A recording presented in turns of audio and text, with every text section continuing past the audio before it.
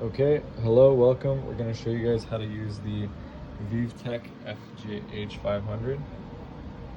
So this is assuming that the capacitors are discharged and this fuse box is on, the circuit breaker is on. So first we're going to go ahead and turn on the device by simply switching that switch. This is an emergency stop button you can press if the cage got too hot or potentially glass broke. Yeah, now we're just gonna go in and log into this device. So we're gonna pick the administrator username, and then the password is simply 1234. Okay, we're gonna click log in, and now you'll see it says succeed, and then we can log into the device as such. So I just have some data from a previous test run I had. Now we can use a cursor to kind of like look at the different points and the different temperatures that arise. Now to clear this data, we simply hit clear and hold that down to prevent data loss. And that brings us into an important part of the screen.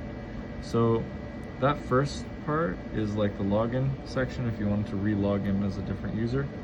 The second one is for processes. We're going to talk about that. And a process is just basically a recipe you can run to do different types of treatment cycles.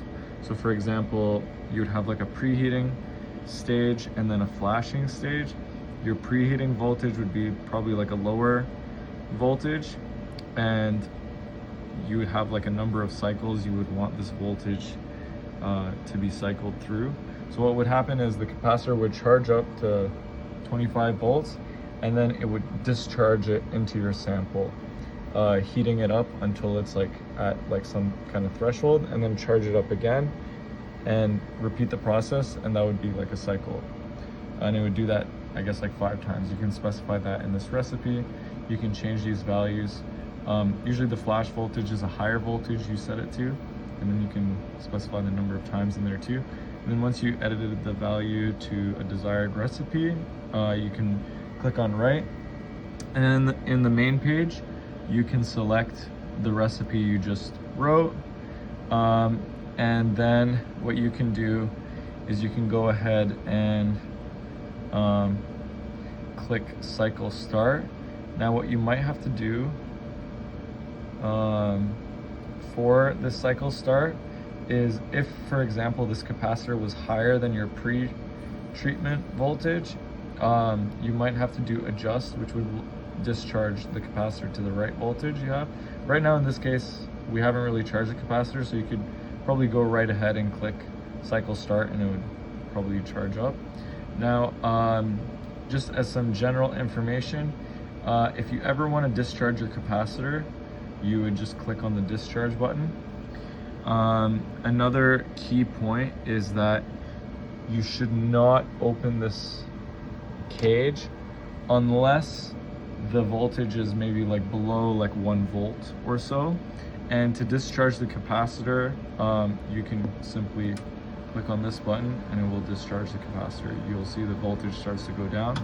Now, when you do the cycle discharge, what that does is it actually discharges through the electrode instead of some kind of alternate circuit. So that is that. Yeah, if you look here, you can see the different readings that you can get when you move your finger on the cursor.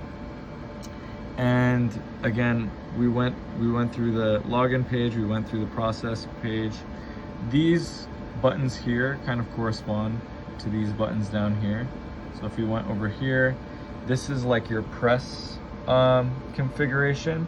Basically, it calibrates how fast the movement of this machine is. Like if you see here, I don't know if you see, this is starting to rotate when I'm holding down on this. This moves the electrode farther away so that you can place a tube in it, and then likewise, if you press this button, it should, yeah, you can kind of see it like rolling. It's kind of moving that way. If you wanted to move it faster, you can click on this double and it will start to push that electrode much faster. Sorry for the glare. Yeah, but yeah, this can be changed in that setting. There's a lamp setting to show that lamp when a certain voltage is reached. There is a transducer setting that basically sets the initial and final values that will be kind of settled on after you run your process. What else do we have? So that was the light. We have the trend, which basically shows again a more detailed plot view, and this data can be cleared as well. So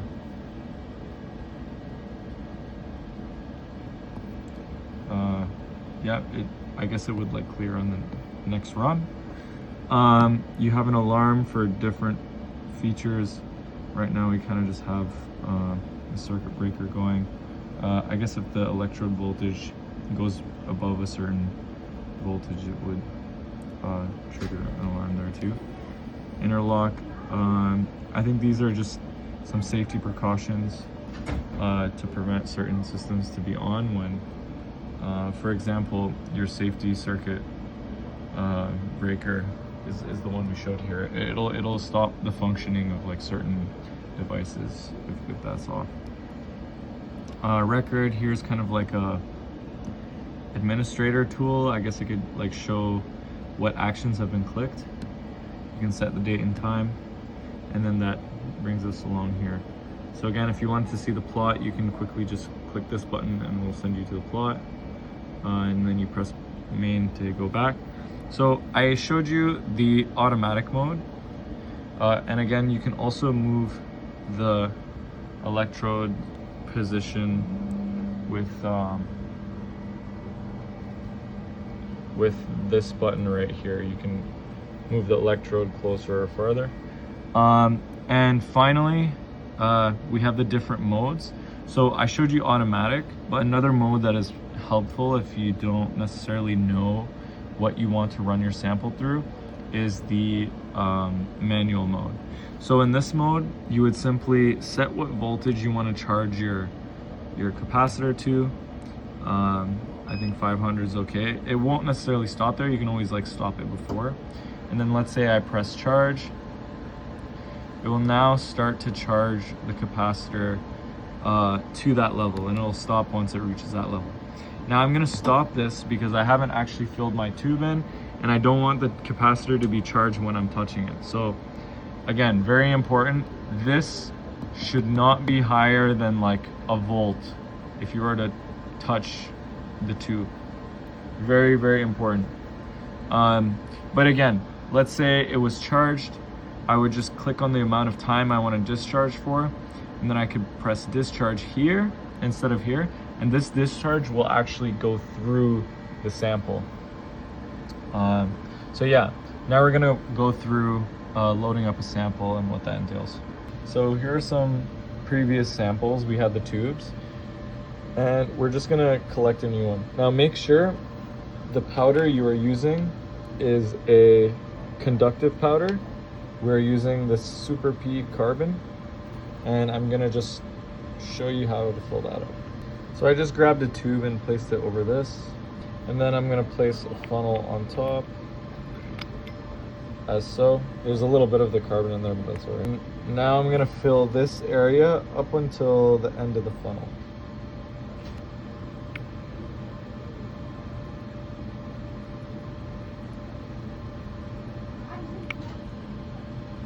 Okay, that should be pretty full. Now we're gonna remove this, and we're gonna place the second one on top and just press down. And once it's pressed, it should stay like that, right? Now we're gonna open this up and place the tube inside. Okay, now I placed it as such, and I'm gonna slowly adjust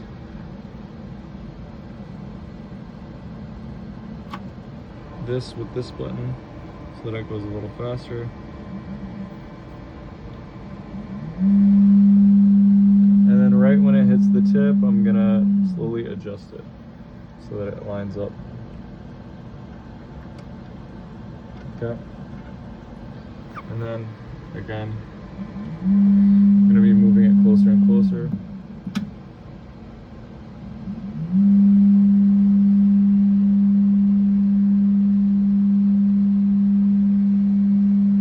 Until it just about touches both.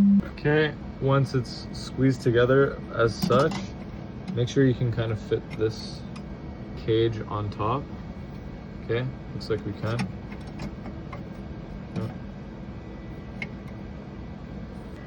Okay, and then once the cage is on, you want to press this. Oh, sorry. You want to point this temperature sensor in the hole. So as such. Yeah. And then watch out, make sure it doesn't like stick out too much here. And then you can kind of close the door and then fasten these screws. Okay, not too tight, not to break it, but that should be good. And then we're gonna just run a little test. So we're gonna first charge up the capacitor, let's say to about maybe like 100, 200 volts.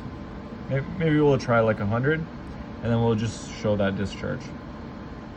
As you can see, the charge of the capacitor is slowly going up, and you can see this indicator is like so slowly growing the voltage. So we're gonna go back when it gets to 100 volts. And you can edit this number as you go to have it stop whenever you want. Okay, so the charge kind of reached about 100 and then slowly goes down. So now what we're gonna do is we're gonna click this button, and that is gonna charge the electrode. So I'm going to click this button and then show you what kind of happens here. Okay, and it kind of turned off.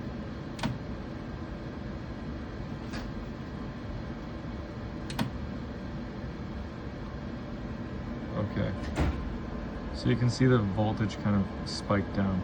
So this might have stopped because of too much current going through. Okay, so we're gonna try that one more time, but now we're just gonna charge to a lower voltage to start off with. So I'll bring that back when we get back. Okay, it looks like we're charged to 10. So now we're gonna discharge it.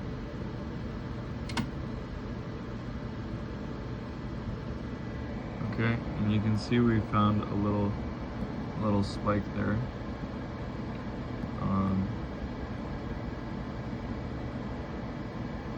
If we go in here. Okay, how about we try a little bit higher? Maybe we do 20 volts. Okay, and then we charge. Okay, we're at 20 volts, so let's go and try this one more time.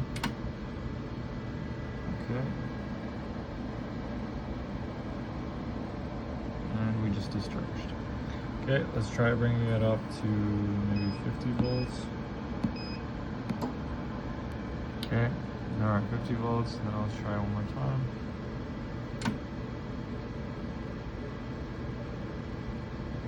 Okay. Now let's try 100. Okay, so now we have 100. How about we change the time to be maybe like a second? And then that got about halfway. And if we do another one, okay, yeah, we see it like empties. We see there's a big current spike. You can see what that jumped to.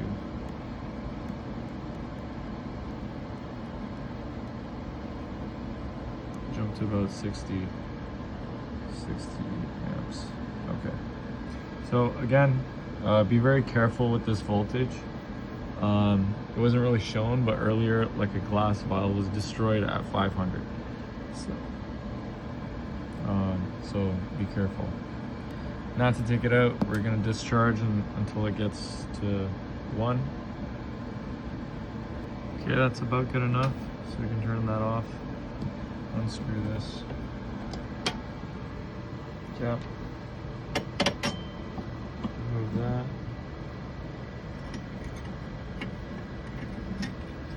Take this out. Yeah, and you'll see the carbon will kind of go all over the place. And then we can remove it.